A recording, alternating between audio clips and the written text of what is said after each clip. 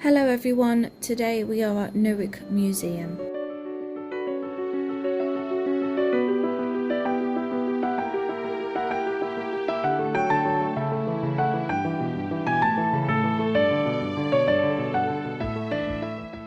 Skeffington House was built between 1560 and 1583. It's the only surviving Elizabethan urban gentry house in Leicestershire. Thomas Skeffington, the house's first owner, was Sheriff of Leicester at the time of the Spanish Armada.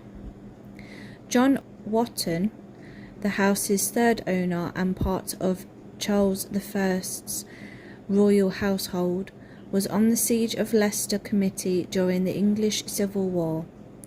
The house, originally of rubble stone like the Chantry House, was much altered by its 18th century owners. They built a brick extension and clad everything in stucco plaster to give it an elegant Georgian appearance. William Wigston's Chantry House was added to the Newarke precinct about 1511. William Wigston was a wealthy Leicester wool merchant and town benefactor. Chantry House was built as a home for two priests who said masses and prayers for the souls of the royal family and William Wigston himself. Around 1600, the Chantry House became a grand domestic residence. Fortunately, the Chantry House survived during World War II, and now both houses form Newarke House. William Wigston's coat of arms and our partition wall survives inside the Chantry House. The elegant panelling and grand staircase added by William Wright to Skeffington House in the 18th century are also evident, as are his initials over the front gate. Both properties were acquired and converted for museum use in 1953. As part of the celebration surrounding the Queen's coronation. Over the past 2,000 years, Leicester has grown from an Iron Age tribal capital to a multicultural city of nearly 300,000 people. In all that time, the basic needs have been the same: a place to live, a place to work, supplies of food and raw materials, and somewhere to buy and sell your produce. Leicester and the surrounding countryside developed together. Sheep and cattle provided both meat and the wool and hides to supply the town's workers. The town market gave farmers and craftsmen a place to sell their foods, and merchants brought trading contacts with a wider world. Until Victorian times, most people lived in rural areas and the town was quite small, but the growth of factories in the 19th century changed this, drawing thousands of people in from the country. Unlike modern commuters, few people had access to transport, so housing and workplaces were built closer to one another. Wool was one of the most important products of medieval England, and Leicestershire sheep was famous for their fine quality fleeces. Some of the richest people in Leicester were wool merchants. The first machine for knitting, called a knitting frame or stocking frame, was invented by William Lee in 1589. Was not introduced to Leicester until about 1670. The move from hand knitting to frame knitting was slow to take off, but by 1750 there was over 1,000 stocking frames in the town, in small workshops and people's homes. Most frames were rented, and the whole family helped by winding yarn and sewing seams. While men still wore knee breeches and stockings, but when trousers became fashionable in the early 1800s, demand fell. This, combined with cheap competition from overseas, brought great hardship to the stockingers. Some of them, supposedly led by Leicestershire, tried to destroy the new machines that threatened their livelihood.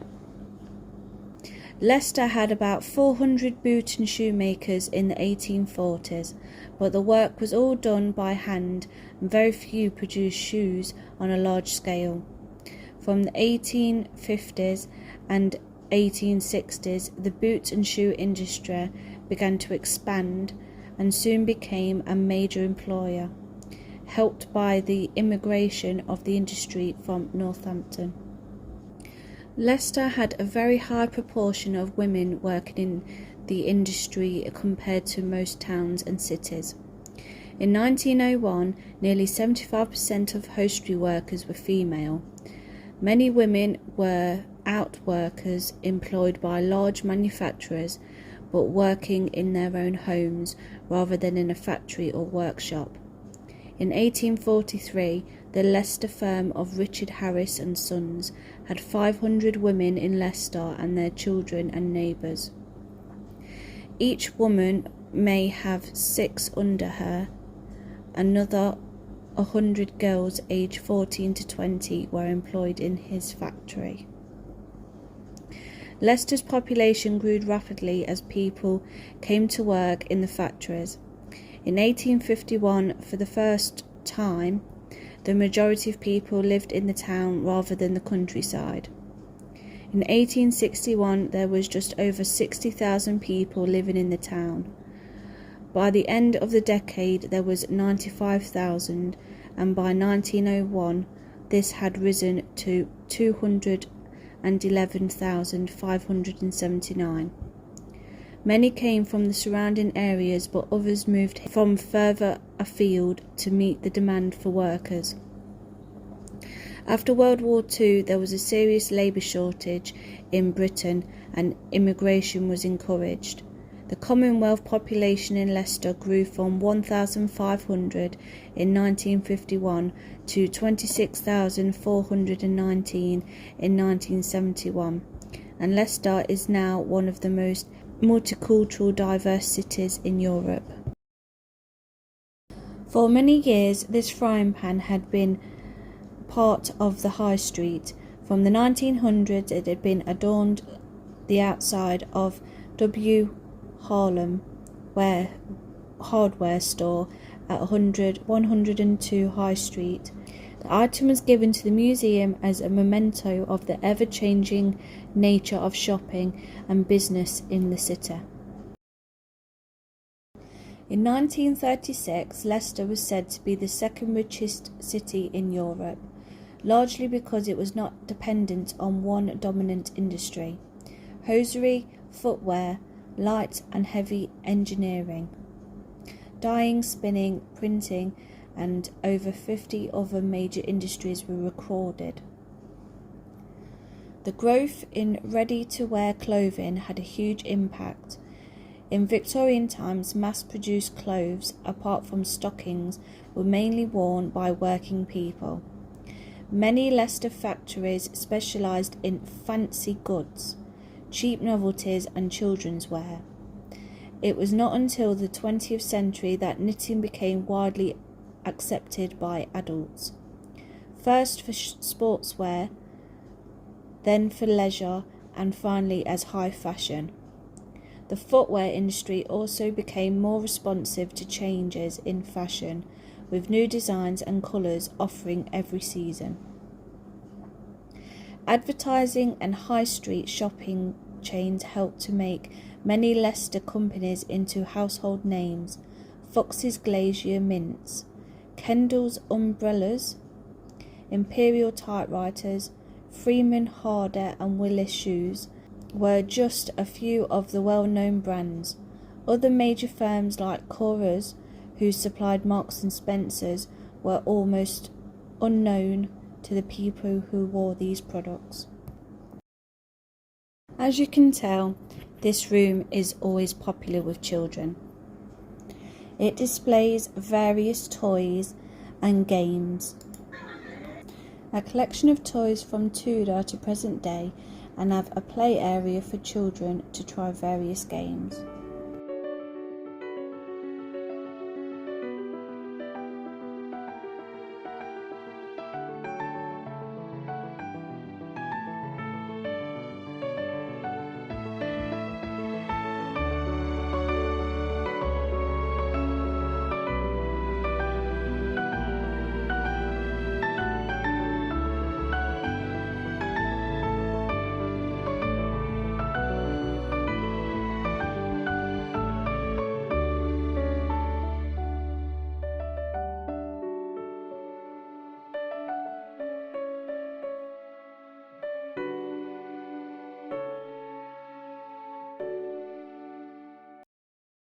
The museum incorporates the Royal Leicestershire Regiment and has a range of exhibits showing post-medieval and contemporary Leicester.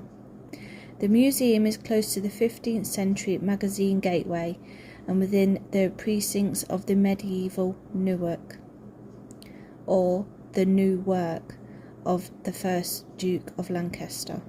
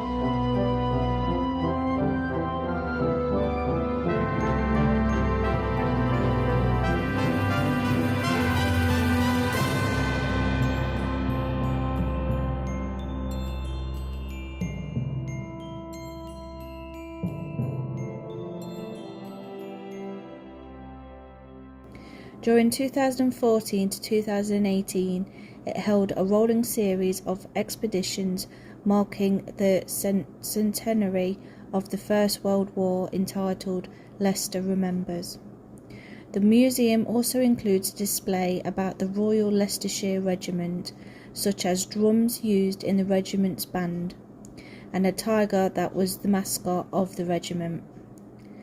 The museum houses a large collection of items relating to life during the wars. These cover aspects of the front line and home front. The museum holds a large collection of medals with records regarding the involvement of people within the Leicester Regiment. A model trench sits on the first floor. Other items including a Morrison shelter, gas masks to reflect the home front during the Second World War. The history of the Leicestershire Tiger Regiment, including a recreation of the First World War trench with sound and lights, but I didn't record that as it was too dark to capture any of it.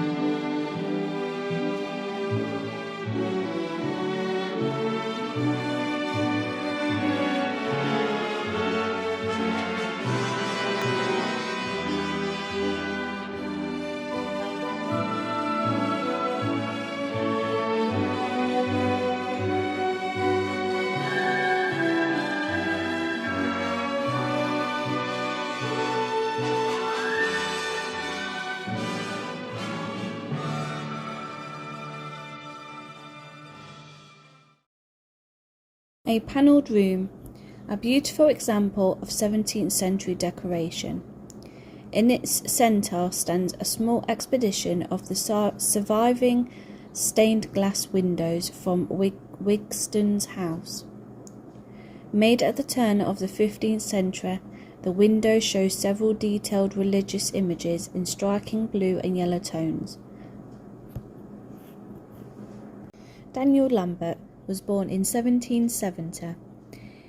He was an English animal breeder from Leicester, famous for his unusually large size.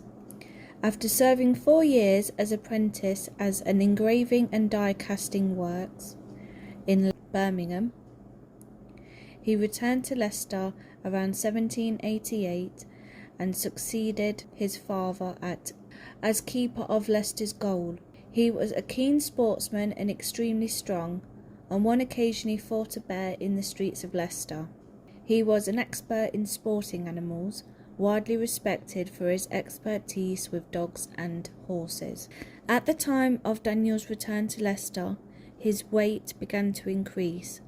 By this time he weighed 50 stone and had become the heaviest person up to that point in recorded history. Unemployable and sensitive about his bulk, became shut off from the world. In 1806, poverty forced Daniel to put himself on display to raise money. In April of that year, he took up residence in London, charging spectators to enter his apartment to meet him. Visitors were impressed by his intelligence and personality. Between 1806 and 1809, he made a further series of short fundraising tours. In June 1809, he died suddenly in Stamford, Lincolnshire. At the time of his death, he weighed 52 stone, and his coffin required 112 square feet of wood. It took 20 men almost half an hour to drag his coffin into the trench. While others have since overtaken Daniel Lambert's record as the heaviest person in history, he remains a popular character in Leicester, and in 2009 was described by the Leicester Mercury as one of the most city's cherished icons. When I was a child, my nana used to take me to this museum a lot, and this section of the museum used to be my favourite. A recreation of 1950s shops or convenience stores.